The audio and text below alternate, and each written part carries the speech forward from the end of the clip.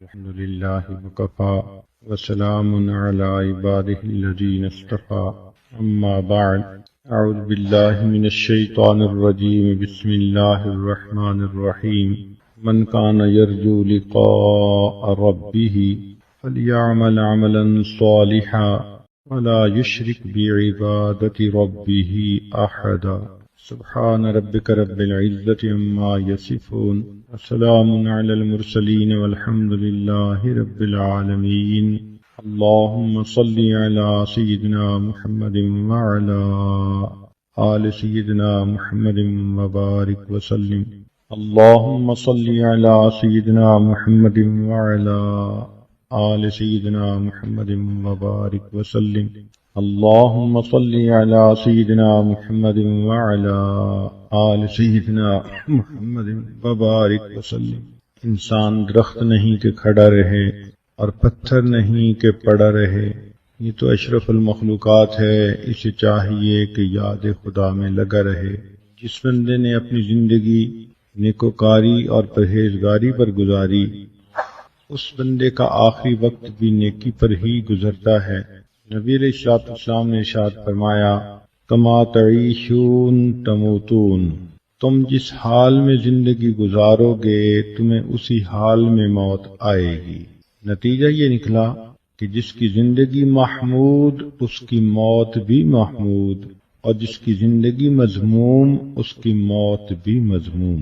کافر کا مقصد زندگی ہوتا ہے اچھا جیو اور لوگوں کو جینے دو، اچھا جیو اور جینے دو، یہ کافر کا مقصد زندگی۔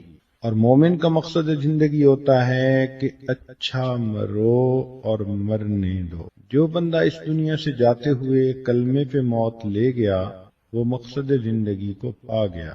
یہ سب بھاگی دوڑی، یہ محنتیں، یہ مجاہدے، یہ کوششیں، سب کا مقصود یہی ہے کہ آخری وقت میں کلمے پہ موت آ جائے۔ اگر وہ آ گئی تو پھر آگے کی منزلیں آسان۔ اس لیے انگریزی میں کہتے ہیں all is well that ends well۔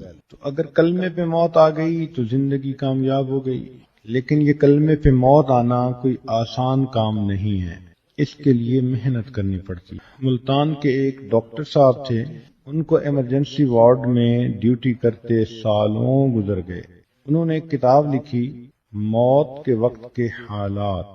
تو انہوں نے کہا کہ میرے جتنے پیشنٹ ایسے ہوتے تھے کہ جن کے وائٹل سائنز نظر آنے لگتے تھے، میں ان کو پہلے سے سمجھا دیتا تھا کہ آپ نے اونچا کلمہ پڑھنا ہے، اور اگر نہ پڑھ سکیں، کوئی رکاوٹ ہو تو آپ نے اشارے سے مجھے بتانا ہے کہ وجہ کیا ہے نہ پڑھنے کی۔ تو وہ کہنے لگے کہ 100 پیشنٹس میں سے مشکل سے 10 ہوں گے جن کو آخری وقت میں اونچا کلمہ پڑھنے کی توفیق نصیب ہوئی۔ باقی لوگوں کی زبان سے یا تو الٹی سیدھی باتیں نکلتی رہیں، یا پھر ایک آدمی نے اشارے سے بتلایا کہ میری زبان پہ فالج ہو گیا، اب میں کچھ پڑھنا بھی چاہتا ہوں تو میں پڑھ نہیں سکتا۔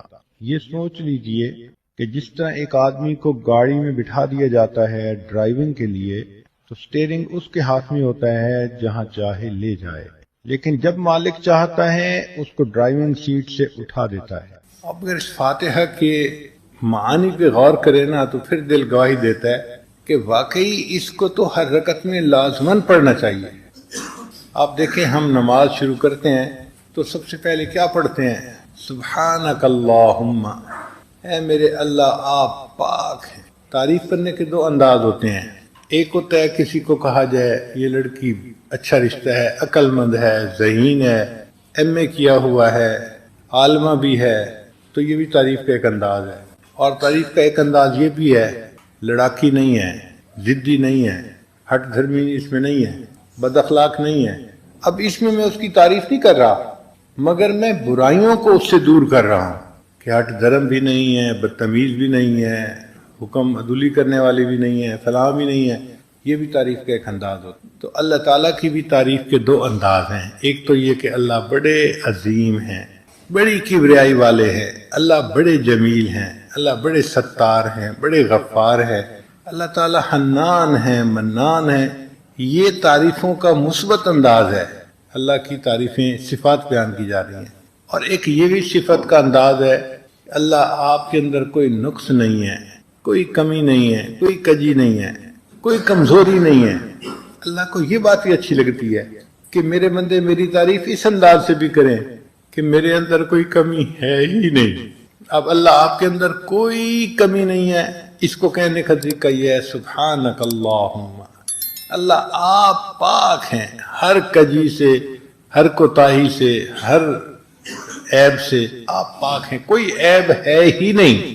اللہ کو یہ بھی اچھا لگتا ہے، اس لیے اللہ نے اپنی تعریف خود بیان کی قرآن پاک میں، فسبحان اللہ، اور اللہ ہر عیب سے پاک ہے۔ یوں سمجھیں کہ اللہ کو مزہ آتا ہے کوئی کہے کہ اللہ آپ میں کوئی عیب ہے ہی نہیں، اللہ کو یہ بات اتنی اچھی لگتی ہے۔ اب اس سے ہم نے نماز کی ابتدا کی، سبحانک اللہم وبحمدک، اور اللہ ساری کی ساری تعریفیں آپ کے لیے ہیں۔ اور سچی بات یہ ہے کہ کائنات میں کوئی بندہ کسی چیز کی بھی تعریف کرے، حقیقت میں وہ اللہ کی تعریف کر رہا ہوتا ہے۔ ہم کہتے ہیں جی فلاں نے مکان بہت اچھا بنایا، اب یہ صرف انجینئر کی تعریف نہیں، اس انجینئر کو دماغ کس نے دیا، علم کس نے دیا، تو اصل تو تعریف پھر اللہ کی ہوئی نا، کہ اللہ نے اس کو یہ توفیق دی کہ اس نے یہ مکان بنا لیا۔ ہم کسی کے حسن کی تعریف کریں، کسی کے مال کی تعریف کریں، کسی کے اخلاق کی تعریف کریں، دنیا میں کوئی بندہ کسی بھی چیز کی تعریف کرتا ہے، حقیقت میں وہ تعریف کس کی ہوتی ہے؟ اس اللہ کی جس نے اس کو پیدا کیا ہے۔ اس لیے تعریف کا حقدار اصل کون ہے؟ اللہ ہے۔ تو ہم کہتے ہیں سبحانک اللہم وبحمدک وتبارک اسمک، اور اللہ آپ کا نام بڑی برکت والا ہے، اللہ بھی برکت والے، تبارک الذی بیدہ الملک، اور اللہ کا نام بھی برکت والا، تبارک اسم ربک، برکت والا ہے تیرے رب کا نام، اللہ کا نام بھی برکت والا، اللہ کی ذات بھی برکت والی۔ اللہ کا نام اتنی برکت والا ہے کہ بندہ ایک مرتبہ اللہ کہے، حدیث پاک میں آتا ہے اللہ تعالیٰ قیامت کو 40 سال مؤخر کر دیتے ہیں۔ اللہ تعالیٰ نے اسرافیل علیہ السلام کو فرمایا کہ جب تم دنیا میں کسی بندے سے میرا نام سنو تو سور جو ہے اس کے 40 سال بعد تم پھونکنا بجانا، یعنی نام میں اتنی برکت ہے کہ قیامت 40 سال ڈیلے ہو جاتی ہے، پیچھے چلی جاتی ہے۔ علماء نے لکھا اے دوست، اگر اس نام میں اتنی برکت ہے کہ قیامت جیسی مصیبت کو بھی یہ 40 سال ٹال دیتا ہے، تم اس نام کو بار بار اپنی زندگی میں لوگے، اللہ تمہاری دنیا کی چھوٹی موٹی پریشانیوں کو کیوں نہیں ٹالیں گے؟ یہ نام بڑا برکت والا ہے، ہم اس کی برکتوں سے ابھی واقف نہیں ہیں۔ اس لیے اسم جو ہے نا، لفظ، اس کے معنی مفسرین نے 2 لکھے ہیں۔ ایک تو ہے اس کا معنی نام، بسم اللہ، اللہ کے نام کے ساتھ، اور ایک اس کا معنی ہے برکت۔ مجھے یاد ہے ہماری دادی نانی جو تھی نا، بڑی بوڑھیاں، اٹھتے بیٹھتے اللہ دی برکت نال، اللہ دی برکت نال، اللہ دی برکت نال، وہ یہ الفاظ کہتی تھی۔ اس وقت ہم نہیں سمجھتے تھے، بچے تھے، ہمیں کیا پتا تھا، اصل میں وہ بسم اللہ کہہ رہی ہوتی تھی کہ اللہ دی برکت نال۔ تو ہم بھی جب کہتے ہیں نا وتبارک اسم ربک، اور اللہ برکت والا ہے تیرا نام، تو واقعی اللہ کے نام میں بہت برکتیں ہیں۔ وتعالی جدک، اور اللہ آپ کی بزرگی بہت بڑی اور بلند ہے۔ ولا الہ غیرک، اور اللہ آپ کے سوا تو کوئی محبوب ہے ہی نہیں۔ اگر محبت کے قابل ہے تو فقط آپ ہیں، آپ کے سوا تو یہ محبت کسی کو سجتی نہیں ہے، آپ بغیر کسی شرکت کے محبوب حقیقی ہیں۔ اب آپ بتائیے، چھوٹا سا فکرہ ہے لیکن نماز کی ابتدا ہم نے کتنی محبت کے ساتھ کی۔ اگر اس کے معنی کا پتہ ہو اور بندے کو استحضار ہو معنی، ان الفاظ کو پڑھتے ہوئے سچی بات ہے ایسے لگتا ہے کہ جیسے زبان جو ہے نا اس کے بوسے لے رہا ہے، زبان پہ بار خدایا یہ کس کا نام آیا کہ میرے نطق نے بوسے میری زبان کے لیے۔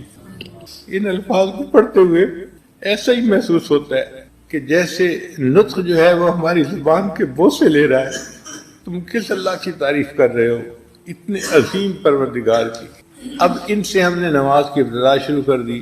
اس کے بعد پھر ہم نے سورہ فاتحہ پڑھی۔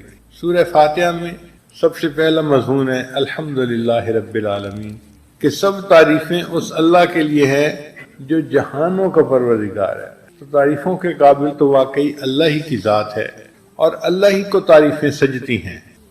پھر فرمایا کہ اللہ آپ کی جو ربوبیت ہے وہ کیسی ہے؟ الرحمن الرحیم، اللہ آپ رحمان بھی ہیں اور رحیم بھی ہیں۔ یہ دونوں نام اللہ کے ہیں اور رحمت کی صفت سے بنے ہیں۔ دو نام کیوں لیے بھائی؟ اس لیے کہ دو صفات الگ الگ ہے۔ ایک ہوتا ہے کسی کا امیر ہونا، یہ الگ صفت ہے۔ ایک ہوتا ہے اس کا دریا دل ہونا، خرچ کرنے کا شوق ہونا، صفت ہونا، یہ الگ صفت ہے۔ بعض لوگ امیر بڑے ہوتے ہیں مگر کنجوس مکھی چوس ہوتے ہیں، اور بعض لوگ ہوتے پلے کچھ نہیں دریا دل ہوتے ہیں۔ ان کی دریا دلی کا کیا فائدہ پھر؟ جب پلے ہی کچھ نہیں تو دریا دلی کیا دکھائے گی؟ مزہ تو یہ ہے کہ جیب بھی بھری ہوئی ہو اور دریا دلی کی صفت بھی ہو، دونوں صفتیں اکٹھی ہوں۔ تو الرحمن الرحیم یہ دونوں بتا رہے ہیں اے اللہ آپ کی رحمت کے خزانے بھی بے انتہا ہے اور آپ کی رحمت تقسیم بھی بے انتہا ہو رہی ہے، کوئی حد ہی نہیں اس کی۔ پھر آگے کہا مالک یوم الدین، اللہ آپ قیامت کے دن کے مالک ہیں۔ ایک اللہ تعالیٰ قیامت کے دن کے منصف ہیں، وہ بھی بات ٹھیک ہے، مگر جو جج ہوتا ہے نا وہ کسی ملزم کی فیور نہیں کر سکتا۔ کہتا ہے جی میں کیا کروں، قانون کی رکاوٹ ہے، میں اس کے ساتھ نرمی نہیں کر سکتا، میں قانون کا پابند ہوں۔ تو جج جو ہے وہ قانون کا پابند ہوتا ہے، اس کے ہاتھ بندھے ہوئے ہوتے ہیں، مگر جو مالک ہوتا ہے اس کو کوئی رکاوٹ نہیں ہوتی، وہ جس کو چاہے بخش دے اور جس کو چاہے جرم کے باوجود چھوڑ دے، وہ مالک ہے، اس کو اختیار حاصل ہوتا ہے۔ تو اللہ آپ قیامت کے دن کے مالک ہیں، جس کو چاہیں گے آپ قیامت کے دن معاف کر دیں گے اور اس کے سارے گناہوں کو بلا کسی وجہ کے چاہیں گے معاف فرما دیں گے۔ یہ بہت بڑا مضمون ہے جو بندہ اپنے مالک کو کہہ رہا ہوتا ہے۔ تو دیکھیے الحمدللہ رب العالمین الرحمن الرحیم مالکی یوم الدین۔ پھر آگے پڑھا ایاک نعبد و ایاک نستعین، اللہ آپ ہی کی عبادت کرتے ہیں اور آپ ہی سے مدد مانگتے ہیں۔ یہ جو ہے نا اللہ ہی کی عبادت کرنا، اسی کا نام توحید ہے، اور اللہ تعالیٰ اس پر کوئی کمپرومائز نہیں کرتے۔ فرماتے ہیں میں ہر گناہ معاف کر دوں گا، شرک کو معاف نہیں کروں گا۔ اس لیے کہا کہ آپ ہی کی عبادت کرتے ہیں اور آپ ہی سے مدد مانگتے ہیں۔ توحید کی اہمیت کو سمجھیں۔ دوسرے مبشرات میں کشف ہے کہ اہل اللہ کو بسا اوقات کشف ہوتے ہیں، کشف میں بتا دیا جاتا ہے کہ یہ کام ہو جائے گا۔ کشف سچے ہوتے ہیں، اس میں بھی وقت کا تعین نہیں کیا جا سکتا، جو سچا کشف ہو۔ پھر بھی چنانچہ حضرت مولانا قاسم نانوتوی رحمۃ اللہ علیہ کا ایک خادم تھا بوڑھا، وہ کئی دفعہ بڑی مزے کی باتیں پوچھتا تھا۔ تو ایک مرتبہ اس نے تو یہ کویسچن پوچھا کہ حضرت یہ جو کہتے ہیں کہ یہ ولی ہے، اس ولی کے ساتھ قبر بنواؤ، یہ کیا بات ہوئی؟ اس کی قبر اپنی، ہماری قبر اپنی۔ اس زمانے میں بجلی کے پنکھے نہیں ہوتے تھے، وہ پنکھا ہوتا تھا جو ہاتھ سے کرتے تھے، تو وہ پنکھا بھی چلا رہا تھا اور ساتھ کویسچن بھی پوچھ رہا تھا۔ تو حضرت نے اس کو کہا یہ پنکھا ذرا بند کرو، بند کیا۔ فرمایا چلاؤ، اس نے چلایا۔ فرمایا پنکھا کس کے لیے چلا رہے ہو؟ جی آپ کے لیے چلا رہا ہوں۔ تو آپ نے ساتھ والوں سے پوچھا بھائی آپ کو ہوا مل رہی ہے؟ ہم کہا جی ہاں ہمیں بھی مل رہی ہے۔ کہا دیکھو چلا میرے لیے رہے ہو اور ہوا ساتھ والوں کو بھی مل رہی ہے، اللہ والوں کی قبر پر اللہ رحمت نازل فرماتے ہیں، ساتھ والوں کو بھی وہ رحمت فائدہ پہنچا رہی ہوتی ہے۔ ایسا ہوتا ہے، اللہ فائدہ پہنچا دیتا ہے۔ حضرت مولانا احمد لاہوری رحمۃ اللہ علیہ اپنی وفات کے بعد کسی کو خواب میں نظر آیا، اس نے کہا حضرت کیا بنا؟ فرمان لگے اللہ رب العزت کے حضور پیشی ہوئی تو اللہ تعالیٰ نے فرمایا احمد علی تو اتنا کیوں روتا تھا؟ حضرت بہت کثیر البکا تھے، بہت روتے تھے، آنسو ٹپکتے رہتے تھے۔ تو حضرت اللہ نے مجھ سے پوچھا کہ احمد علی اتنا کیوں روتا تھا؟ تو کہنے لگے میں تو گھبرا گیا اور میں نے اور رونا شروع کر دیا کہ من نوکش فی الحساب فقد عذب، جس سے پوچھ کچھ شروع ہو گئی اس پہ تو عذاب ہوگا۔ تو میں اور رونے لگ گیا۔ تو رب کریم نے فرمایا کہ احمد علی تو اور روتا ہے، حالانکہ تیرا نام اعمال میرے پاس ایسی طرح سے آتا تھا کہ پچھلے 20 سال سے کوئی گناہ درج نہیں ہوتا تھا۔ اور پھر فرمایا کہ آج تو تیرے انعام کا وقت ہے، ہم نے تیری بھی بخشش کر دی اور جس قبرستان میں تجھے دفن کیا گیا اس قبرستان کے سب مردوں کی بھی بخشش کرنا۔ ایسا ہوتا ہے۔ تو اس بڑے میاں نے یہ سوال پوچھا۔ پھر وہ جا رہا تھا حضرت کے ساتھ کسی گھر کی طرف، راستے میں پوچھتا ہے کہ حضرت یہ کیا مسئلہ ہے کہ انبیاء کے جو کشف ہوتے تھے وہ بالکل سچے ہوتے تھے، اور اولیاء کو بھی کشف ہوتے ہیں مگر کبھی سچے بھی ہوتے ہیں کبھی نہیں بھی ہوتے۔ تو حضرت نے جب بات سنی تو وہیں کھڑے ہو گئے، کھڑے ہو کے پوچھا اچھا یہ بتاؤ وہ جو دروازہ ہے نا فلاں گھر کا وہ یہاں سے کتنے قدم دور ہوگا؟ اس نے کہا جی اندازاً کوئی 200 قدم ہوگا۔ فرمایا گنو۔ اب وہ چلتا رہا تو 200 قدم پورے بھی ہو گئے، ابھی بھی 100 قدم دور تھا، تو 300 کی جگہ 200 اس نے سمجھ لیا تھا۔ لیکن جب بالکل دروازہ سامنے آ گیا نا تو کہا کہ اب رکو اور اب بتاؤ کتنا ہے؟ اس نے کہا جی اب تو 3 قدم ہے، اور وہ 3 قدم تھا۔ تو حضرت نے مسئلہ سمجھایا کہ دیکھو انبیاء کو بھی کشف میں چیز دکھائی جاتی ہے مگر بالکل قریب سے، کہ ان کی بات ایسے سچی ہوتی ہے جیسے تم نے 3 قدم کہا اور 3 قدم ہی تھا۔ اولیاء کو بھی چیز دکھائی جاتی ہے مگر دور سے دکھائی جاتی ہے، اس لیے ان کا جو اندازہ ہوتا ہے کبھی ٹھیک بھی ہوتا ہے کبھی غلط بھی ہوتا ہے۔ ہمارے مرشد عالم رحمۃ اللہ علیہ ایک واقعہ خود سناتے تھے، فرمانے لگے کہ حضرت خواجہ محمد عبد المالک صدیقی رحمۃ اللہ علیہ ایک مرتبہ وعولہ تشریف لائے۔ یہ وہ شہر تھا، گاؤں تھا جہاں حضرت پہلے قیام فرماتے تھے، بعد میں چکوال تشریف لائے۔ وہاں سے حضرت نے دہلی آنا تھا، تو حضرت مرشد عالم رحمۃ اللہ علیہ یہ بھی دہلی تشریف لے گئے ساتھ خدمت کی نیت سے۔ دہلی جب پہنچے تو دہلی چونکہ ایک عالمی مرکز تھا، تو دہلی میں کچھ ایران سے آئے، کچھ افغانستان سے، کچھ ادھر سے، مختلف ملکوں سے لوگ ملنے والے آنے لگے۔ حضرت کے خلیفہ تھے اکبر شاہ صاحب، عالم تھے، صاحب کشف تھے، وہ بھی حضرت کو ملنے کے لیے آئے۔ تو حضرت مرشد عالم رحمۃ اللہ فرماتے ہیں کہ میں نے نماز پڑھی تو مولانا اکبر شاہ صاحب میرے ساتھ کھڑے ہو گئے نماز میں۔ نماز کا میں نے سلام پھیرا تو امام دعا مانگ کر اٹھے تو اکبر شاہ صاحب مجھے کہنے لگے تمہارا مالا اعلیٰ میں بڑا اونچا مقام ہے، تمہارا مالا اعلیٰ میں بہت اونچا مقام ہے۔ تو حضرت فرمان لگے میں بڑا حیران، یہ کون ہے بھائی جو مالا اعلیٰ کی سیریں کر رہا ہے اور کہہ رہا ہے کہ بڑا اونچا مقام ہے؟ میں نے اس بات کو اگنور کر دیا۔ عصر کے بعد مجھے حضرت خواجہ باقی باللہ رحمۃ اللہ علیہ کے مزار پہ جانا تھا۔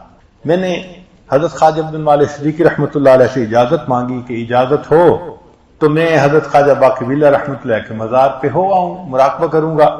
حضرت نے فرمایا ہاں جاؤ، اور غلام حبیب یہ مولانا کو بھی ساتھ لے جاؤ۔ اور میں نے دیکھا تو وہی مولانا ملا اعلیٰ کی سیر کرنے والے۔ تو میں حیران کہ بھئی نماز ساتھ پڑھی تھی تو یہ کیا، اب مراقبے کے لیے جا رہے ہیں، اللہ خیر کرے۔ وہاں جا کے مراقبہ کیا، تو مراقبہ کر کے جب اٹھے تو واپس آتے ہوئے وہ مولانا اکبر صاحب جو تھے وہ فرمانے لگے کہ مجھے کشف میں تمہاری ازدواجی زندگی کے بارے میں بتایا گیا ہے، کشف میں تمہاری ازدواجی زندگی کے بارے میں بتایا گیا ہے۔ تمہاری 2 بیویاں ہیں، ایک بہت محبت کرنے والی، خدمت کرنے والی، نیکی والی، مگر وہ جلدی فوت ہو جائے گی۔ اب جس بندے کو نیک بیوی کے جلدی مرنے کی خبر دی جائے تو کہتے ہیں آپ کی 2 بیوی ہیں، ایک بیوی بہت نیک، بہت وفادار، بہت نیکوکار، مگر وہ جلدی فوت ہو جائے گی، اور دوسری بیوی تمہارے راستے کی رکاوٹ ہے، اس کو تم طلاق دے دینا۔ لو جی کشف دیکھو، ایک اللہ کو پیاری ہو جائے گی، دوسری کو تم الوداع کر دینا، اور پھر اس کے بعد تمہارے پاس 2 رشتے آئیں گے۔ جو پہلا رشتہ ہوگا وہ دنیا دار لوگ ہوں گے، ان کا رشتہ قبول نہ کرنا۔ جو دوسرا رشتہ آئے گا نا وہ قریب کا رشتہ ہوگا تمہارا، وہ بڑی نیک خاتون ہوں گی، وفادار ہوں گی، خدمت گزار ہوں گی، وہ رشتہ قبول کر لینا۔ پھر اس سے اللہ تمہیں اولاد دیں گے، ایک کا نام عبد الرحمن، ایک کا نام عبد الرحیم ہوگا، نام بھی بتائے خاک، اور اللہ ان بچوں کے ہاتھوں پہ دین کو پھیلائے گا۔ حضرت فرماتے ہیں میں نے بات تو سن لی مگر میری حالت غیر۔ میں آیا اور حضرت کے ساتھ سامنے کہنے لگا حضرت یہ مولانا جو میرے ساتھ آپ نے بھیجے تھے تو یہ تو کہتے ہیں مجھے تیری ازدواجی زندگی کے بارے میں کشف ہوا ہے۔ حضرت مان لگے ہاں ان کے کشف سچے ہوتے ہیں۔ میں نے کہا حضرت پھر میرا راڑا باڑا ہو گیا، اگر ان کے کشف سچے ہوتے ہیں نا پھر میرا راڑا باڑا ہو گیا۔ تو حضرت صدیقی رحمۃ اللہ نے پھر خواب سنا اور فرمایا کہ ہاں ایسے ہی ہوگا، اور اللہ کی شان کے ایسے ہی ہوا۔ ایک کی وفات ہو گئی، دوسرے کا معاملہ ایسا بنا کہ علیحدگی ہو گئی، اور جو تیسرا رشتہ آیا واقعی وہ دنیا دار لوگ تھے، مال پیسے والے تھے، مگر انا تھی، وہ بھی ٹھیک نہیں تھا، اور جو پھر آیا وہ ماموں کی بیٹی تھی، اور اللہ رب العزت نے ان کو زندگی کا ساتھی بنایا، اور ان سے اللہ نے وہ اولاد عطا فرمائی جو آج بھی اس سچے کشف ہونے کا ثبوت موجود ہے۔ تو سچے کشف ہوتے ہیں۔ اگلی مزے کی بات سنیے کہ حضرت خواجہ نواز صدیقی رحمۃ اللہ علیہ نے اپنی اہلیہ تھیں تو ان کو یہ بتایا کہ غلام حبیب کے بارے میں وہ اکبر شاہ صاحب کو کشف ہوا ہے کہ ان کی اولاد ہوگی اور ایسے ہوگا اور ایسے ہوگا، تو انہوں نے کہا کہ آپ اپنے بارے میں بھی ان کو کہیں، اپنے بارے میں ہی تو کہیں۔ تو مولانا اکبر شاہ صاحب جو ہیں وہ پھر گئے مراقبے کے لیے، اور اللہ کی شان کہ انہوں نے مراقبہ کیا اور آ کے کہا کہ آپ کے نصیب میں اولاد ہے، بیٹی ہوگی، نام فاطمہ ہوگا، فلاں ہوگا، بیٹے ہوں گے، یہ نام ہوگا، بتا دیا۔ جب واپس آئے اور خواجہ حضرت نے اپنی اہلیہ کو بتایا تو وہ کہنے لگی یہ بھی تو پوچھنا تھا نا اولاد مجھ سے ہوگی یا کسی اور سے ہوگی، یہ بھی تو پوچھنا تھا نا۔ تو ان کی بار بار اصرار پر حضرت نے ان کو تیسری دفعہ بھیجا کہ بھئی جاؤ۔ وہ گئے، صبح سے لے کے دوپہر تک بیٹھ بیٹھ کے گردن ٹوٹ گئی، مگر کچھ نہیں بتایا گیا۔ وَمَا تَشَاءُونَ إِلَّا أَن يَشَاءَ اللَّهُ۔ تو بسا اوقات کشف ہوتا ہے اور صحیح ہوتا ہے، مگر اس کے پورا ہونے میں کچھ وقت انوالو ہوتا ہے۔ یہ معاملات اللہ ہی کے سپرد کرنے، اور اسی طرح کئی مرتبہ بندے کو الہام ہوتا ہے، وہ الہام بھی سچا ہوتا ہے، مگر الہام کے بارے میں بھی اسی طرح کہ جلد بازی کا اظہار نہیں کرنا چاہیے، بلکہ اللہ کی طرف متوجہ رہنا چاہیے۔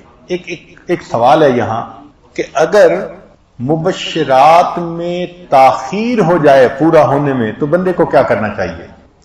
تو تاخیر ہونے میں سب سے پہلے تو یہ سمجھے کہ میں سمجھوں میں نہ سمجھوں، مجھے الہام یا خواب کے سمجھنے میں مجھ سے کوتاہی ہوئی ہے، اپنے آپ کو ناقص سمجھے۔ جب بھی مبشرات کے پورے ہونے میں دیر ہو تو کیا کرنا چاہیے؟ اپنے آپ کو ناقص سمجھنا چاہیے، میں ناقص ہوں، میرے سمجھنے میں دیر ہو گئی، میں نے اس کو غلط سمجھا، ایک بات۔ دوسری بات کہ اس دوران دوام الاضطرار والالتجاء، اس سے کام لیتا رہے، اللہ کے سامنے مانگتا رہے، عاجزی کرتا رہے۔ پورا تو ہونا ہے نا، اگر ابھی تک نہیں ہوا تو کیا ہو گیا، ہو جائے گا۔ اب یہ جو دوام الاضطرار ہے نا، یہ بڑی نعمت ہے اور یہ قبولیت کی نشانی ہے۔ چنانچہ نبی علیہ السلام کو بتلا دیا گیا تھا کہ کافر آئیں گے اور آپ لوگوں کا ان سے ٹاکرا ہوگا اور اللہ آپ کو نصرت مدد عطا فرمائیں گے۔ لیکن جب نبی علیہ السلام بدر کی رات کافروں کے سامنے تھے تو محبوب کی کیا کیفیت تھی؟ سجدے میں ہیں، رو رہے ہیں، عاجزی زاری کی انتہا کر دی۔ مجھے تو یوں لگتا ہے کہ محبوب صلی اللہ علیہ وسلم نے دعا مانگنے کا حق ادا کر دیا، بندگی دکھانے کا حق ادا کر دیا۔ یہ کہا کہ اللہم ان تہلک ہذہ العصابۃ لا تعبد بعد اليوم، اے اللہ یہ مٹھی بھر لوگ اگر یہ سب ہلاک کر دیے گئے تو آج کے بعد آپ کی عبادت کرنے والا کوئی نہیں رہے گا۔ اللہ اکبر۔ محبوب صلی اللہ علیہ وسلم کے کندھے پہ ردا تھی، چادر بھی نیچے گر گئی عاجزی کرتے ہوئے، آنسو ہیں، سجدہ ہے، اتنی عاجزی فریاد کر رہے ہیں۔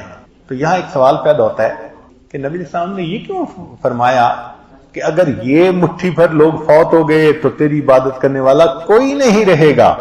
محدثین نے کہا اس لیے کہ نبی علیہ السلام نے صحابہ کی اس جماعت میں اپنے آپ کو بھی شامل فرمایا تھا، اور واقعی اگر نبی علیہ السلام شامل ہوتے اور پھر وہ جماعت ہلاک ہو جاتی تو دنیا کو پھر اللہ کا نام سکھانے والا کون ہوتا؟ تو محبوب نے صحیح بات فرمائی کہ اگر یہ جماعت ہلاک ہو گئی اللہ تیری عبادت کرنے والا کوئی نہیں رہے گا۔ مگر محبوب کی جو عاجزی تھی وہ ایسی تھی کہ صدیق اکبر عنہ پاس تھے، انہوں نے جب محبوب صلی اللہ علیہ وسلم کو دیکھا تو ان کے دل پہ شرح صدر کی کیفیت آ گئی، سکینہ نازل ہوئی۔ تو انہوں نے کہا اے اللہ کے وسلم سر اٹھا دیجئے، اللہ تعالیٰ نے آپ کی دعا کو قبول کر لیا۔ تو بھئی یہ کیا کہ محبوب ایسے دعا مانگ رہے ہیں اور ابو بکر صدیق جو درجے میں کم ہیں، امتی ہیں، ان کو یقین ہو گیا۔ ہاں ایسا ہوتا ہے۔ یہ ظاہری انشراح کو دیکھ رہے تھے چونکہ ابھی راہی تھے راستے کے، اور محبوب صلی اللہ علیہ وسلم اللہ کی بے نیازی کو دیکھ رہے، وہ کامل تھے ان کی نظر اللہ کی بے نیازی بھی تھی۔ اللہ اکبر، جب اللہ کی بے نیازی کا معاملہ ہو تو انبیاء بھی تھرا رہے ہوتے ہیں۔ ما شاء اللہ کان وما لم یشاء لم یکن، یہ عاجزی تھی نبی علیہ السلام۔ ذی الحجہ کے مہینے میں بہت غمزدہ ہوتے تھے، حتیٰ کہ جب ذی الحجہ کے 10 دن آتے وہ کسی سے زیادہ بات چیت نہیں کرتے تھے، خاموش رہتے تھے، اور ہر وقت توجہ اللہ رجوع اللہ کی کیفیت ہوتی تھی۔ اور کئی مرتبہ تو ایسے ہوتا تھا کہ کھانا کھاتے کھاتے ایک ٹھنڈی آ لیا کرتے تھے اور کہتے تھے معلوم نہیں عشاق کیا کر رہے ہوں گے کہ ساری دنیا سے اللہ کے چاہنے والے، اللہ کے عاشق اللہ کے گھر میں اس وقت جمع ہیں، معلوم نہیں کوئی طواف کر رہا ہوگا، کوئی حجر اسود کو بوسہ دے رہا ہوگا، کوئی مقام ابراہیم پہ نفل پڑھ رہا ہوگا، کوئی عرفات کے میدان میں اس وقت بیٹھا ہوا دعائیں مانگ رہا ہوگا، معلوم نہیں عشاق کیا کر رہے ہوں گے۔ دل تڑپتا تھا کاش کہ میں بھی وہاں ہوتا، جسم گھر میں ہوتا تھا اور دل حجاج کے ساتھ اٹکا ہوا ہوتا تھا۔ بیان آپ عالم انفارمیٹ دل کہہ رہا ہوتا تھا اجازت ہو تو آ کر میں بھی شامل ان میں ہو جاؤں، اجازت ہو تو آ کر میں بھی شامل ان میں ہو جاؤں۔ سنا ہے کل تیرے در پر ہجوم عاشقہ ہوگا، اے اللہ کل آپ کے در پر آپ کے عاشق اکٹھے ہوں گے میدان عرفات میں، اجازت ہو تو میں بھی ان عاشقوں میں آ کے شامل ہو جاؤں۔ تو یہ ایک ایسی عبادت ہے کہ جس کی تمنا ہر مومن کے دل میں فطری طور پہ ہوتی ہے، امیر ہو یا غریب ہو، عالم ہو یا جاہل ہو، مرد ہو یا عورت ہو، ہر ایک کے دل میں تمنا ہوتی ہے۔ اللہ تعالیٰ ہم سب کو اپنی زندگی میں بار بار اپنے گھر کا دیدار عطا فرمائے اور اپنے محبوب صلی اللہ علیہ وسلم کے در کی قبولیت والی حاضری اللہ بار بار نصیب فرمائے۔ مگر حج پر جانے سے پہلے انسان اپنے گناہوں سے سچی توبہ کر کے اپنے دل کو ماں سوا سے خالی کر کے سفر کے لیے نکلے۔ یہ حسرت رہ گئی پہلے سے حج کرنا نہ سیکھا تھا، کفن بردوش جا پہنچے مگر مرنا نہ سیکھا تھا۔ یہ دیوانے اگر پہلے سے کچھ ہوشیار ہو جاتے، حرم میں بن کے محرم صاحب اسرار ہو جاتے، حرم میں احرام باندھ کے صاحب اسرار بن جاتے اگر یہ سب گناہوں سے توبہ کر لیتے۔ نبی اسلام جب حج پر تشریف لے گئے بیان آپ عالم انفارمیشن تو اللہ کے حبیب صلی اللہ علیہ وسلم نے فرمایا میں دیکھ رہا ہوں اس جگہ سے حضرت موسیٰ علیہ السلام تکبیر پڑھتے ہوئے حج کے لیے جا رہے ہیں۔ راستے میں جہاں جہاں سے جو انبیاء گزرے تھے اللہ نے اپنے محبوب صلی اللہ علیہ وسلم کو وہ جھلک دکھا دی، وہ منظر دکھا دیا۔ آج ویڈیو دیکھتے ہیں نا آپ کہ جی یہ ویڈیو ہے فلاں موقع کی، اللہ نے وہ ویڈیو سنبھال کے رکھی ہوئی تھی، اپنے محبوب کو دکھا دی کہ دیکھو یہ میرے چاہنے والے موسیٰ علیہ السلام یوں لبیک اللہم لبیک کہتے ہوئے میرے گھر کی طرف جا رہے ہیں، اور یہ دیکھو عیسیٰ علیہ السلام جا رہے ہیں، یہ دیکھو ابراہیم علیہ السلام جا رہے ہیں، یہ دیکھو آدم علیہ السلام جا رہے ہیں۔ تو نبی علیہ السلام نے فرمایا کہ میں نے مختلف انبیاء کو حج پہ جاتے ہوئے تلبیہ پڑھتے ہوئے اپنی آنکھوں سے دیکھا، اللہ نے آنکھوں سے کشفن دکھا دیا۔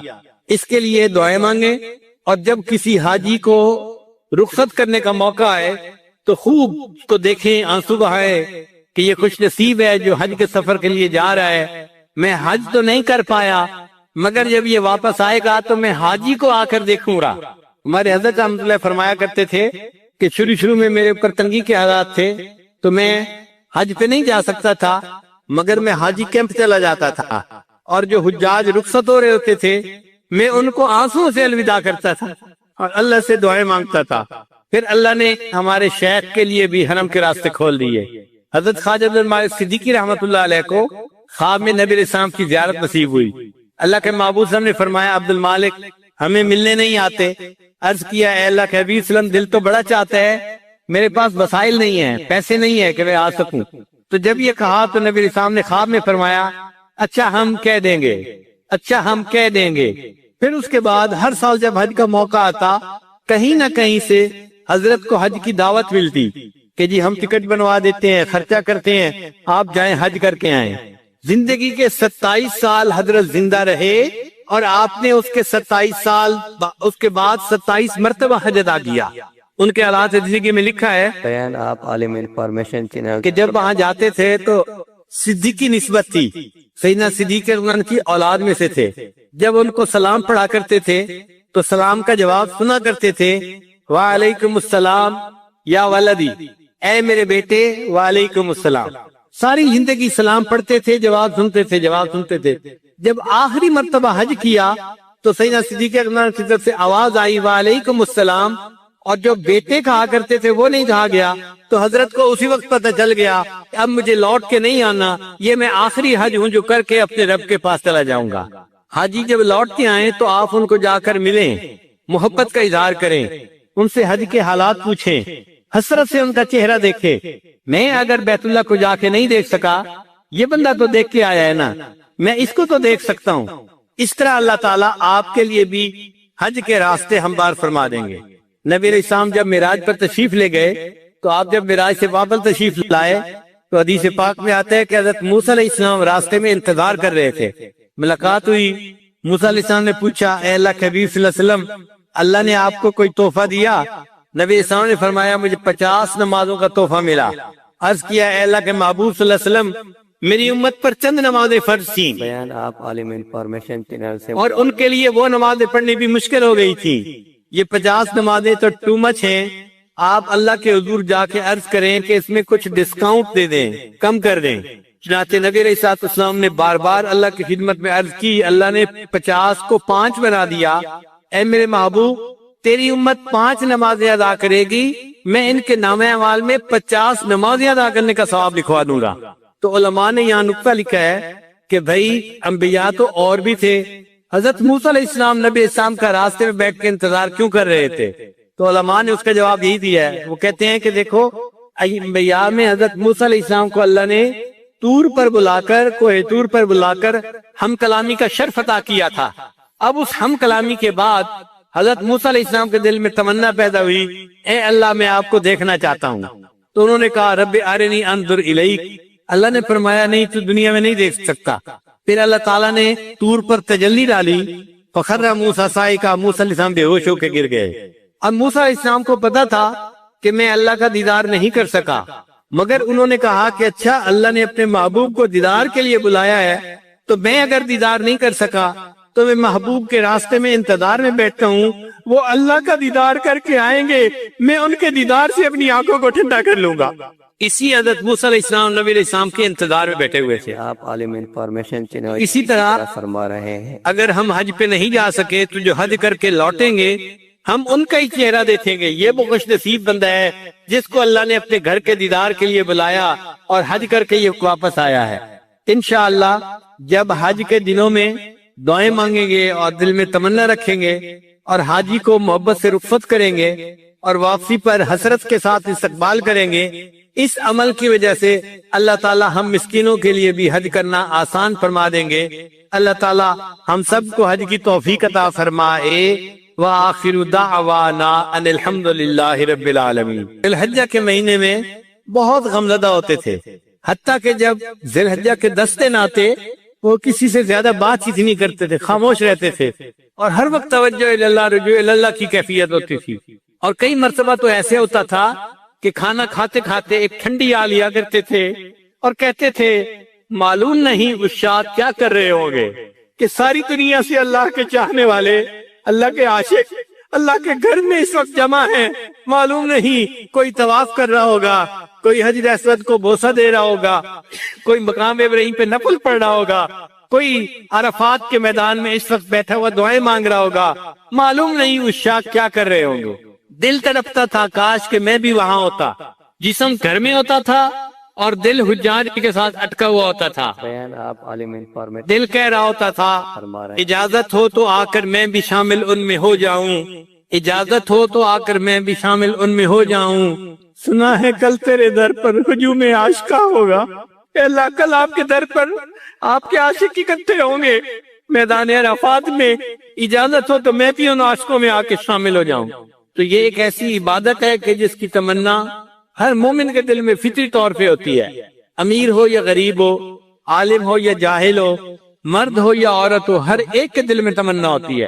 اللہ تعالیٰ ہم سب کو اپنی زندگی میں بار بار اپنے گھر کا دیدار عطا فرمائے، اور اپنے محبوب صلی اللہ علیہ وسلم کے در کی قبولیت والی حاضری اللہ بار بار نصیب فرمائے۔ مگر حج پر جانے سے پہلے انسان اپنے گناہوں سے سچی توبہ کر کے اپنے دل کو ماں سوا سے خالی کر کے سفر کے لیے نکلے۔ یہ حسرت رہ گئی، پہلے سے حج کرنا نہ سیکھا تھا، کفن بردوش جا پہنچے مگر مرنا نہ سیکھا تھا۔ یہ دیوانے اگر پہلے سے کچھ ہوشیار ہو جاتے، حرم میں بن کے محرم صاحب اسرار ہو جاتے، حرم میں احرام باندھ کے صاحب اسرار بن جاتے اگر یہ سب گناہوں سے توبہ کر لیتے۔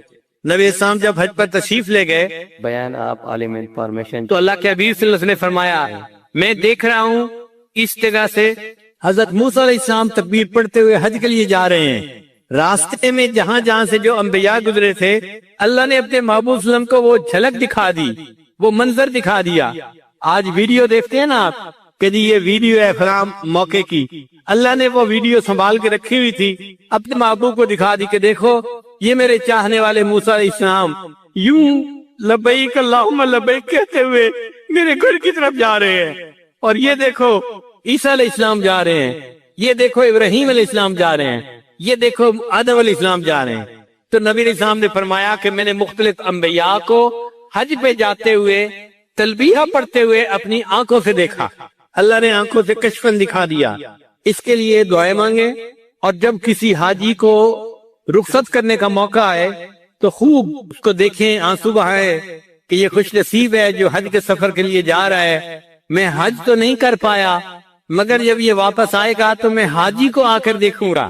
ہمارے حضرت احمد اللہ فرمایا کرتے تھے کہ شروع میں میرے اوپر تنگی کے حالات تھے تو میں حج پہ نہیں جا سکتا تھا، مگر میں حاجی کیمپ چلا جاتا تھا، اور جو حجاج رخصت ہو رہے ہوتے تھے میں ان کو آنسوؤں سے الوداع کرتا تھا اور اللہ سے دعائیں مانگتا تھا۔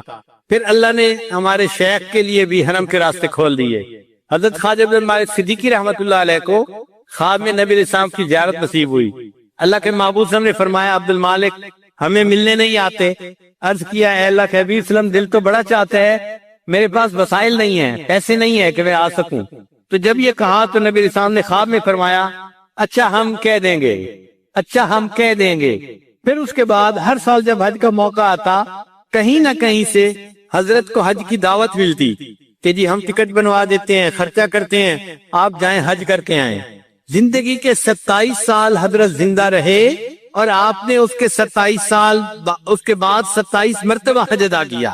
ان کے حالات زندگی میں لکھا ہے بیان آپ عالم انفارمیشن چینل کہ جب وہاں جاتے تھے تو صدیقی نسبت تھی، سیدنا صدیق اکبر کی اولاد میں سے تھے۔ جب ان کو سلام پڑھا کرتے تھے تو سلام کا جواب سنا کرتے تھے، وعلیکم السلام یا ولدی، اے میرے بیٹے وعلیکم السلام۔ ساری زندگی سلام پڑھتے تھے، جواب سنتے تھے، جواب سنتے تھے۔ جب آخری مرتبہ حج کیا تو سیدنا صدیق اکبر کی طرف سے آواز آئی وعلیکم السلام، اور جو بیٹے کہا کرتے تھے وہ نہیں کہا گیا، تو حضرت کو اسی وقت پتہ چل گیا اب مجھے لوٹ کے نہیں آنا، یہ میں آخری حج ہوں جو کر کے اپنے رب کے پاس چلا جاؤں گا۔ حاجی جب لوٹ کے آئیں تو آپ ان کو جا کر ملیں، محبت کا اظہار کریں، ان سے حج کے حالات پوچھیں، حسرت سے ان کا چہرہ دیکھیں۔ میں اگر بیت اللہ کو جا کے نہیں دیکھ سکا، یہ بندہ تو دیکھ کے آیا ہے نا، میں اس کو تو دیکھ سکتا ہوں۔ اس طرح اللہ تعالیٰ آپ کے لیے بھی حج کے راستے ہموار فرما دیں گے۔ نبی علیہ السلام جب معراج پر تشریف لے گئے تو آپ جب معراج سے واپس تشریف لائے تو حدیث پاک میں آتا ہے کہ حضرت موسیٰ علیہ السلام راستے میں انتظار کر رہے تھے۔ ملاقات ہوئی، موسیٰ علیہ السلام نے پوچھا، اے اللہ کے حبیب صلی اللہ علیہ وسلم، اللہ نے آپ کو کوئی تحفہ دیا؟ نبی علیہ السلام نے فرمایا، مجھے 50 نمازوں کا تحفہ ملا۔ عرض کیا، اے اللہ کے محبوب صلی اللہ علیہ وسلم، میری امت پر چند نمازیں فرض تھیں بیان آپ عالم انفارمیشن چینل سے اور ان کے لیے وہ نمازیں پڑھنی بھی مشکل ہو گئی تھی، یہ 50 نمازیں تو ٹو مچ ہیں، آپ اللہ کے حضور جا کے عرض کریں کہ اس میں کچھ ڈسکاؤنٹ دے دیں، کم کر دیں۔ چنانچہ نبی علیہ السلام نے بار بار اللہ کی خدمت میں عرض کی، اللہ نے 50 کو 5 بنا دیا۔ اے میرے محبوب، تیری امت 5 نمازیں ادا کرے گی، میں ان کے نامہ اعمال میں 50 نمازیں ادا کرنے کا ثواب لکھوا دوں گا۔ تو علماء نے یہاں نقطہ لکھا ہے کہ بھائی انبیاء تو اور بھی تھے، حضرت موسیٰ علیہ السلام نبی علیہ السلام کا راستے میں بیٹھ کے انتظار کیوں کر رہے تھے؟ تو علماء نے اس کا جواب یہی دیا ہے، وہ کہتے ہیں کہ دیکھو अंबिया में हजरत मूसा अलैहिस्सलाम को अल्लाह ने तूर पर बुलाकर, कोहे तूर पर बुलाकर हम कलामी का शर्फ अता किया था। अब उस हम कलामी के बाद हजरत मूसा अलैहिस्सलाम के दिल में तमन्ना पैदा हुई, ए अल्लाह मैं आपको देखना चाहता हूँ। तो उन्होंने कहा रब्बे आरिनी अंजुर इलैक। अल्लाह ने फरमाया नहीं, तू दुनिया में नहीं देख सकता। फिर अल्लाह ताला ने तूर पर तजल्ली डाली, फखर्रा मूसा साइका, मूसा अलैहिस्सलाम बेहोश होकर गिर गए। अब मूसा अलैहिस्सलाम को पता था कि मैं अल्लाह का दीदार नहीं कर सका, मगर उन्होंने कहा कि अच्छा अल्लाह ने अपने महबूब को दीदार के लिए बुलाया है, तो मैं अगर दीदार नहीं कर सका तो मैं महबूब के रास्ते में इंतजार में बैठता हूँ, वो अल्लाह का दीदार करके आएंगे, मैं उनके दीदार से अपनी आंखों को ठंडा कर लूंगा। इसलिए हजरत मूसा अलैहिस्सलाम नबी अलैहिस्सलाम के इंतजार में बैठे हुए थे। आप आलिम इंफॉर्मेशन चैनल इसी तरह फरमा रहे हैं, अगर हम हज पे नहीं जा सके तो जो हज करके लौटेंगे हम उनका ही चेहरा देखेंगे। ये वो खुश नसीब बंदा है जिसको अल्लाह ने अपने घर के दीदार के लिए बुलाया और हज करके ये वापस आया है। इंशाअल्लाह जब हज के दिनों में दुआएं मांगेंगे और दिल में तमन्ना रखेंगे और हाजी को मोहब्बत से रुखसत करेंगे और वापसी पर हसरत के साथ इस्तकबाल करेंगे, इस अमल की वजह से अल्लाह ताला हम मिस्किनों के लिए भी हज करना आसान फरमा देंगे। अल्लाह ताला हम सब को हज की तौफीक अता फरमाए। व आखिरु दाअवाना अनिल हम्दुलिल्लाहि रब्बिल आलमीन। बीवी खामिद वाला मसला है तो छोड़ने की तालीम दी ना रोजे ने, तो इसका मतलब ये कि इन 4 इबादत में 2 इबादत असल हैं, एक नमाज और एक हज, और बाकी 2 इबादत जो है ना वो उनकी मददगार हैं। ज़कात नमाज की मददगार है और रोजा हज के मददगार है। तो असल नुमाया इबादत 2 बनी, एक नमाज और एक हज। अगर आप गौर करें तो इन दोनों नमाजों में इज्तमाइयत का सबक है। नमाज में भी इज्तमाइयत का सबक है। 5 वक्त एक मर्द अपने घर से निकल के मस्जिद में आए और जमात के साथ नमाज पढ़े। फिर 1 हफ्ते के बाद मस्जिद नहीं, मोहल्ले के लोग एक जामे मस्जिद के अंदर आकर नमाज पढ़े, तो बड़ा मजमा कर दिया गया। फिर साल में 2 मरतबा शहर के लोग शहरी सतह के ऊपर ईद की नमाज के लिए इकट्ठे हों, तो देखो इज्तमा बढ़ाते गए। तो नमाज का मकसद भी इज्तमाइयत सिखाना था और हज का मकसद भी इज्तमाइयत सिखाना है। हज में भी इसी तरह होता है। सारी दुनिया से अल्लाह के चाहने वाले बंदे अपने घरों को छोड़कर, कारोबार को छोड़कर, एहराम बांधकर निकल पड़ते हैं और अल्लाह के घर की तरफ चल पड़ते हैं। वहाँ हरम में किसी एक मुल्क के बंदे नहीं आते, किसी एक कौम और कबीले के बंदे नहीं आते, पूरी दुनिया से ईमान वाले सिमट सिमट के यहाँ आते हैं। लाखों का मजमा होता है वहां पे। तो इज्तमाइयत नमाज में भी थी और इज्तमाइयत हज ने भी सिखाई। मगर इसमें एक मजे की बात है कि एक ऐसा वक्त आया कि जहां हज के मौके पर हज का इज्तमा और नमाज का इज्तमा इकट्ठा हो गया। अरफात का मैदान है, सब लोग इहराम बांध के जमा है। अब वकूफ अरफात करने, तो शरीयत ने कहा कि देखो हम नमाज के टाइम को आगे पीछे कर देते हैं, तुम वकूफ को आगे पीछे नहीं कर सकते। लिहाजा जोहर और असर मिला के पढ़ ली और जो मगरिब की नमाज थी उसको इशा के साथ पढ़ने का हुक्म दिया। एक नमाज को वक्त से पहले पढ़ने का हुक्म दे दिया और दूसरी नमाज को वक्त गुजरने के बाद पढ़ने का हुक्म दे दिया। अल्लाह की शान है, जैसा हुक्म दे हम बंदे हैं, उस पर अमल करना है। मगर अल्लाह ने ये दिखा दिया कि देखो ये दोनों अमल आपस में अगर तकाबुल करोगे तो नमाज की इज्तमाइयत बड़ी इबादत है। हमने हज की इबादत को अपनी जगह रखा और नमाज को आगे पीछे करवा दिया। और असल दीन इस्लाम का जो पैगाम है वो भी इज्तमाइयत है। वातसिमू बिहब्लिल्लाहि जमीअन वला तफर्रकू, अल्लाह की रस्सी को मजबूती से पकड़ लो और अलग अलग न हो जाओ। जहाँ इंसान अलग अलग होता है फतफशलू व तज़हब रिहुकुम, तुम अलग अलग हो जाओगे तो तुम्हारी हवा उखड़ जाएगी, कमजोर हो जाओगे। तो हमें चाहिए कि बहसीयत एक उम्मत के हम एक बनकर जिंदगी गुजारें। ये जो बड़ों ने कहा है ना, एक बनकर जिंदगी गुजारना और नेक बनकर जिंदगी गुजारना, ये बड़ी गहरी बात की गई है। तो अब इबादत 4 थी, जिनमें एक आला इबादत नमाज निकली और ज़कात उसके लिए मुआविन निकली। दूसरी आला इबादत हज निकली और रोजा उसके लिए मुआविन निकला। अब ये 2 इबादत असल इबादत है। एक और नुक्ता भी समझने वाला है कि नमाज के अंदर अल्लाह की शान किबरियाई का इजहार है। अल्लाह ताला बड़े हैं, اس لیے نماز میں اللہ اکبر اللہ اکبر اللہ اکبر اللہ اکبر. حدیث مبارکہ میں آتا ہے کہ مومن جب مسجد میں داخل ہو تو اس کے دل کے اوپر اللہ تعالیٰ کی جلالت شان کا اثر ہونا چاہیے. حضرت علی عنہ مسجد میں داخل ہوتے تھے رنگ پیلا ہو جاتا تھا. کسی نے کہا حضرت بڑی بڑی جنگوں کے موقع پہ آپ نہیں گھبراتے اور مسجد میں جاتے ہوئے آپ پہ گھبراہٹ ہوتی ہے. وہ فرمانے لگے تجھے پتہ ہے میں کس شہنشاہ کے دربار میں داخل ہو رہا ہوتا ہوں. تو مومن یہ سمجھے کہ میں اس شہنشاہ حقیقی کے دربار میں داخل ہو رہا ہوں، لہذا مسجد میں داخل ہوتے ہوئے اس کے اندر عاجزی ہو اور اللہ تعالیٰ کی کبریائی کا اس کے اوپر ایک غلبہ ہونا چاہیے. اس لیے نماز کو خشوع خضوع سے پڑھنا، اس کے ارکان کو تعدیل کے ساتھ ادا کرنا یہ ضروری ہے. تو ایک ہے اللہ تعالیٰ کی شان کبریائی کا اظہار، وہ نماز میں ہوتا ہے. اور یہ نماز اتنی ضروری کہ فرمایا اگر تم حالت جنگ میں ہو، تم دشمن پہ حملہ کر رہے ہو، دشمن تمہارے اوپر حملہ کر رہا ہے، اس حال میں بھی تم اپنی نماز نہیں چھوڑ سکتے، ادا کرنی پڑے گی. شریعت نے طریقہ بتایا، کچھ لوگ نماز ادا کریں، کچھ لوگ دفاع کریں، پھر دفاع والے نماز ادا کریں اور باقی لوگ نماز ادا کر لیں. تو آپ دیکھو کہ جب کفر کے ساتھ قتال ہو رہا ہے اس وقت بھی اگر نماز کو چھوڑنے کی اجازت نہیں تو پھر اس سے زیادہ اہمیت اور کیا بتائی جا سکتی ہے. اسی طرح حج اللہ تعالیٰ نے فرض فرمائی، جو صاحب نصاب بندہ ہو زندگی میں ایک مرتبہ اس کے اوپر حج کرنا فرض ہے. حج میں اللہ تعالیٰ کی شان دل ربائی کا اظہار ہے. اللہ تعالیٰ کی جو صفات ہیں نا وہ دو طرح کی ہیں، ایک اللہ تعالیٰ کی جلال کی صفات ہیں اور ایک اللہ تعالیٰ کی جمال کی صفات ہیں. وہ بڑا بھی ہے اور بہت پیارا بھی ہے. تو بڑے ہونے کی وجہ سے اس کے جلال کا ایک انداز ہے اور پیارا ہونے کی وجہ سے اس کے اندر محبوبیت کا بھی اثر ہے. تو اللہ تعالیٰ نے نماز کو اپنے جلال کے اظہار کے لیے بنایا اور اللہ نے حج کو اپنے جمال کے اظہار کے لیے بنایا. حج میں کیا ہوتا ہے، ایک محب اپنے محبوب کے گھر کی طرف جا رہا ہوتا ہے، وہ چھوڑ دیتا ہے سب کچھ، چھوڑ دے ساری دنیا کسی کے لیے. حاجی کیا کرتا ہے، ساری دنیا، سب کاروبار، سب میٹنگ، سب کام کاج، فیکٹری بند کر کے چھوڑ کے کسی کے حوالے کر کے گھر سے چل پڑتا ہے.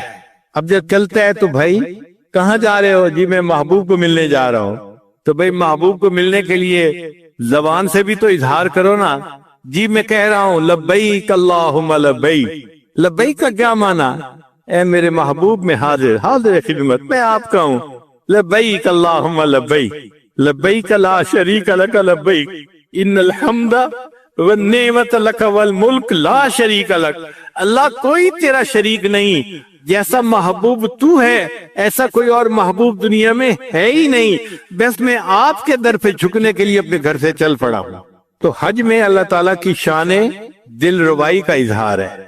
اب عموماً دیکھا گیا ہے کہ مہمان بہت سارے آنے ہو نا تو ان کو پہلے کسی ایک جگہ اکٹھا دیا جاتا ہے اور پھر ان کو اصل جگہ پہ لایا جاتا ہے. اللہ تعالیٰ نے بھی ایسے کیا، میرے بندو آ جاؤ اور مینا کے اندر تم اپنا قیام کر لو. جب اکٹھے ہو جاؤ گے تو پھر 8 ذی الحجہ کو 5 نمازیں مینا میں ادا کرنا اور پھر 9 ذی الحجہ کی جو صبح ہوگی اس کو تم مینا سے چل کے عرفات میں اکٹھے آ جانا. اب حاجی لوگ پہلے مینا میں اکٹھے ہوتے ہیں اور پھر وہاں سے چل کے عرفات میں جاتے ہیں. اور عرفات میں اللہ نے جو عبادت حج کی بنائی وہ دعا مانگنا بنائی. اگر اللہ تعالیٰ چاہتے تو 2 رکعت نماز کو حج بنا دیتے، اللہ کے اختیار میں تھا، مگر ہمارے لیے مصیبت ہو جاتی. کچھ لوگ تو نماز ادا کر لیتے اور کچھ میرے جیسے ہوتے جو ابھی وضو کرتے پھر رہے ہوتے. بڑھاپا ہے اور وقت لگتا ہے زیادہ واش روم میں تو ان کا وضو نہ ہوتا اور ان کی جماعت ہی رہ جاتی. تو اتنا سفر کر کے جاتے اور وہاں جا کے نماز پڑھ نہ سکتے، ان کی تو حد چلی جاتی.